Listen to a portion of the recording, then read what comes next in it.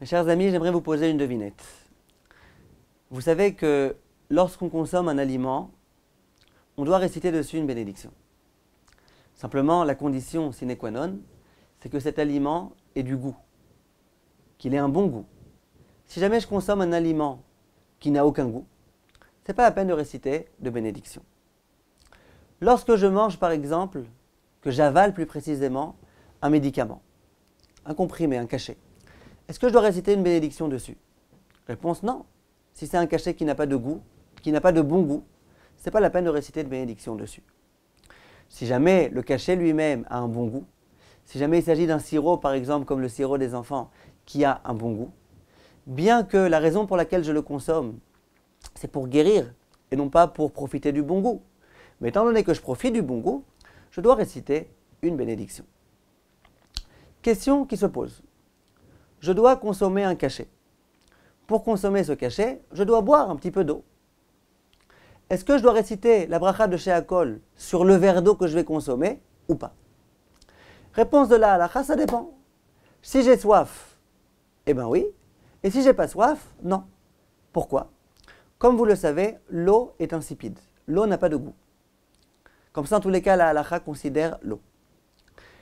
La raison pour laquelle je récite la bracha de Sheakol sur un verre d'eau lorsque j'ai soif, c'est parce qu'une personne assoiffée, au moment où elle boit de l'eau, d'un coup l'eau elle a un bon goût.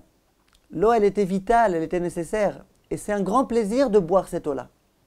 Et donc cette eau, je considère qu'elle n'a du goût, en quelque sorte, qu'à partir du moment où je la bois alors que j'avais soif. Si jamais j'ai pas soif et que je bois de l'eau, ça arrive souvent en été, que les médecins par exemple disent à leurs patients, il faut que tu bois 3 litres d'eau par jour. Et les personnes elles boivent de l'eau, elles n'en peuvent plus. Elles n'ont pas soif du tout, elles ont déjà bu 2 litres l'heure précédente. Mais elles doivent boire parce que le médecin leur en a donné l'ordre. Si je bois de l'eau alors que je n'ai pas soif, je ne récite pas la bénédiction. Si je bois par exemple un jus d'orange, ou que je bois par exemple du coca, ça a un bon goût. Donc même si je n'ai pas soif, je ne peux pas dire que je ne profite pas du bon goût, il y a un bon goût, il y a un goût sucré. Là je profite dans tous les cas. Et donc là bien évidemment je devrais réciter une bénédiction sur ce jus d'orange ou sur ce verre de coca. Donc, lorsque je prends mon médicament et que je dois boire un petit verre d'eau pour l'avaler, si j'avais soif et donc je profite de ce verre d'eau, je récite la bracha de Sheakol pour l'eau, pas pour le médicament, pour l'eau. Et si jamais j'ai pas soif, je récite pas de bracha. Si jamais j'avale mon médicament avec du coca ou avec un jus d'orange, là, dans tous les cas, je dois rester Sheakol sur le coca. Pourquoi? Parce que le coca a toujours un bon goût, en tous les cas pour ceux qui aiment le coca, bien évidemment. Devinette. On connaît le principe, on en a déjà parlé en long, en large et en travers, que Haïkar, Poter et Tatafel. Lorsque j'ai deux aliments, l'un qui est principal, l'autre qui est secondaire, je ne récite qu'une bracha sur le principal, et sur le secondaire, il n'y a pas de bracha. Parce que le secondaire, il n'est pas important. Il est secondaire à la chose importante. Dans ce cas précis, qu'est-ce qui est important? C'est le verre de coca ou c'est le comprimé, le cachet? C'est le cachet. Si jamais je ne devais pas prendre de cachet maintenant, je n'aurais pas bu de coca.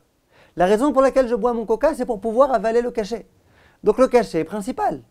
Si jamais sur le cachet, je ne récite pas de bénédiction, alors qu'il est le principal, et bien sur le secondaire qui vient au service de ce principal, je ne devrais pas non plus réciter de bénédiction puisqu'il est secondaire. Réfléchissez bien mes chers amis, qu'est-ce que vous en pensez? Réponse, je vous la dis tout de suite, elle est simple et claire. C'est que, on l'a déjà dit plusieurs fois, le Chazon Ish explique que lorsqu'il y a une chose principale et une chose secondaire, c'est pas que la chose secondaire, elle est insignifiante. Elle n'a aucune espèce d'importance, puisqu'elle est secondaire.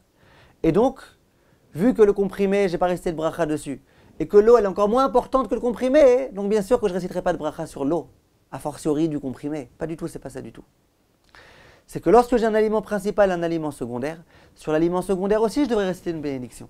Simplement, nos maîtres nous ont dit que la bénédiction que je récite sur l'aliment principal, elle acquitte l'aliment qui est secondaire.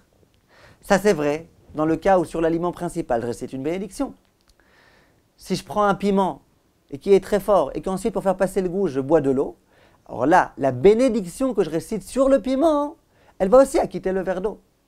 Mais dans le cas où sur le comprimé, il n'y a pas de bénédiction. Comment je peux espérer qu'une bénédiction non prononcée sur un comprimé, elle va quitter mon verre d'eau ou mon verre de coca? Mon verre de coca, il a une importance.